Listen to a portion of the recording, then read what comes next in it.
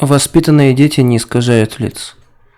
Сначала пропала малая женщина, поражала мужа в город, обратно шла через лес, но до своего дома не дошла. Потом пожилой, по деревенским мерам, 62 года мужчина, собиравший черемшу.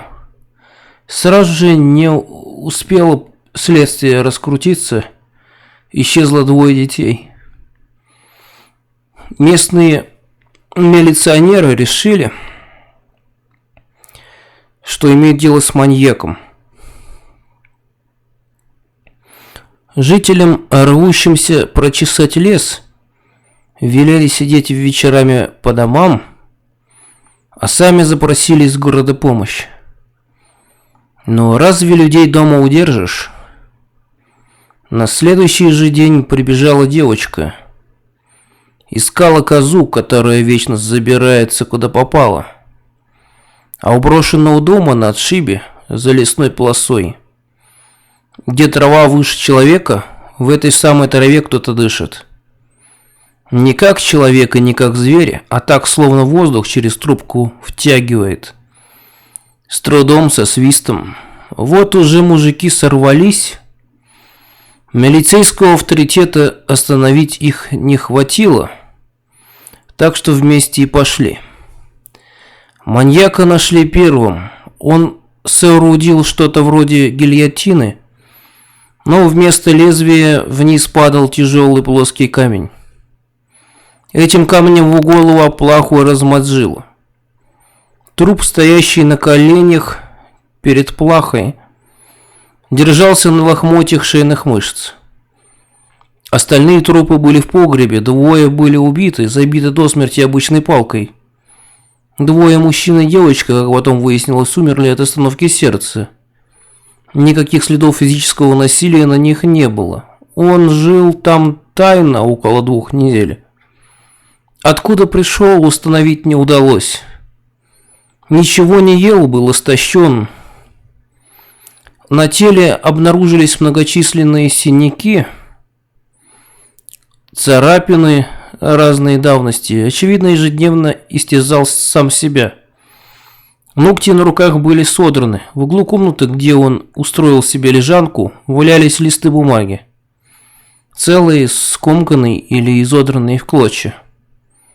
На каждом листе было по 1 или 2 фразы. Иногда попытка написать что-то заканчивалась яростными штрихами. Чаще всего встречались слова «простите», «помогите» и «сдохните». Сегодня 4 августа, разорван на мелкие кусочки. «Простите, простите, она меня увидела. Я не хотел, она бы всем рассказала. Она так кричала. Любое зеркало, любое. Все вы, пусть вы все вот так». Из пудреницы женщины, погибшей первой, было извлечено зеркало. А за домом была обнаружена куча стеклянной крошки, в которой опознали измельченные зеркала. Не разбитые, целенаправленные и истолченные в мелкое крошево. Версия нарушения психики неопознанного убийцы была вполне логичной. Оставалось идентифицировать его. Первый звоночек прозвенел в отчете патологоанатома.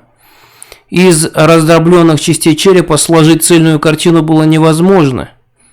Но самих этих костей было в 2 раза больше, чем нужно. Будь у наших специалистов мощная техника и программы, которыми обеспечены западные медэксперты, можно было бы что-то доказать, но рисунок, приложенный к отсчету, примерная реконструкция черепа убийцы, выглядел просто смешно и нелепо. И странно почему. Потому что вытянутые вперед челюсти, сросшиеся подобие тробы, не могли находиться на человеческом лице. Глазницы, по мнению патологоанатома, были каплевидными, вытянутыми в сторону товарыла. История получила некоторый резонанс. На место убийства периодически приезжали любопытные, есть такая особая порода людей. 2 из них студенты, парочка описывала свою вылазку на диктофон. Дальнейшее известно из этой записи. В пустом доме они обнаружили следы предыдущих посетителей, недавние надписи на стенах и антикварную 19 века открытку из серии «Хороших манерах». На открытке была изображена девочка, стоящая на коленях на профике у трюмо и показывающая своему отражению язык. Надпись гласила: «Воспитанные дети не искажают лиц, ибо рискуют остаться такими навсегда». Следующей находкой было пыльное зеркало на стене. Последние связанные слова на диктофоне были такие. Она: «Дурак, ты что, рукавом? Я сейчас тряпку принесу». Уходит в другую комнату. Он: «Слушай, да оно кривое какое-то, смотри, какой у меня ро». Звук «о» все тянулся, словно парень не мог закрыть рот, становясь все громче, пока не перекрылся визгом девушки. Девушку нашли на том же месте. Причина смерти – остановка сердца. Он покончил с собой, прыгнув в колодец, предварительно разодрав свое лицо, голову и плечи ногтями. Кости его черепа были деформированы невозможным образом. Верхняя челюсть изгибалась так, что незакрывающаяся пасть доходила до надбровных дуг, поглотив отверстие носа и разведя глаза в стороны к ушам. Нижняя челюсть срослась подбородочным выступом с ключицами. Лицо девушки было изуродовано только с одной стороны, той, которая была бы видна в зеркале, если бы оно стояло на столе. В гротескном выражении ужаса правый ее глаз был распахнут и выпучен.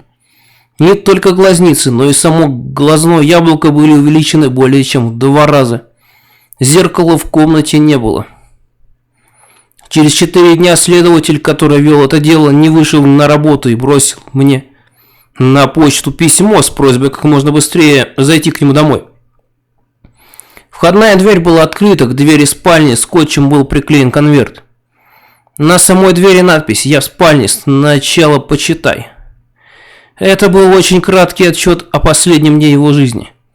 И я скопировал открытку, не знаю зачем, не знаю в ней ли дело, но на всякий случай ксерокопию я сжег. Зеркало действительно подходит любое.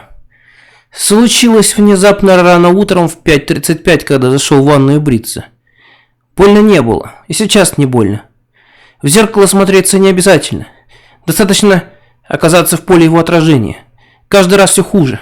Пытался что-то исправить, стоя перед зеркалом. Еще хуже. Зеркала завесил. Зрение в порядке, хотя вижу в основном свой же глаз.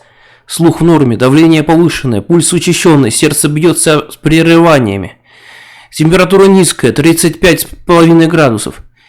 Повышенной агрессивности за запой не заметил. Однако мысль взять оружие, выйти на улицу, захватить с собой как можно больше человек была. Мотив такой: они не виноваты, но я и не виноват. Так почему это мне одному? Но мысль эту отбросил довольно легко. Не могу не думать о деле. Испытываю даже удовлетворение от того, что мне не нужно изобретать подобный способ самоубийства. Приношу извинения за то, что не даю возможности исследовать себя, но существовать в подобном виде не могу. Завещание написать не успел. Хотел бы, чтобы квартира досталась дочери от первого брака. Я вызвал коллег, в спальню мы зашли вместе. Он лежал в кровати, поставив под собой клеенку. Стреляя в правое ухо, к нему он прижимал подушку, поэтому крови практически не было видно. Рядом на тумбочке лежали все его наличные деньги и документы. То, что осталось от лица, напомнило нам его привычку хмуриться, отчего через лоб пролегла вертикальная морщина. Сейчас все его лицо от подбородка до лба было разделено вертикальной щелью, в которую провалить рос и нос, а глаза располагались друг напротив друга. Стреляя в ухо, он выбил себе оба глаза. В течение месяца наш отдел был расформирован. Большинство из нас сменили род деятельности. Но у хирурги мы стараемся не узнавать. Каждый раз, подходя к зеркалу, я обливаюсь холодным потом и вспоминаю: зеркало действительно подходит любое.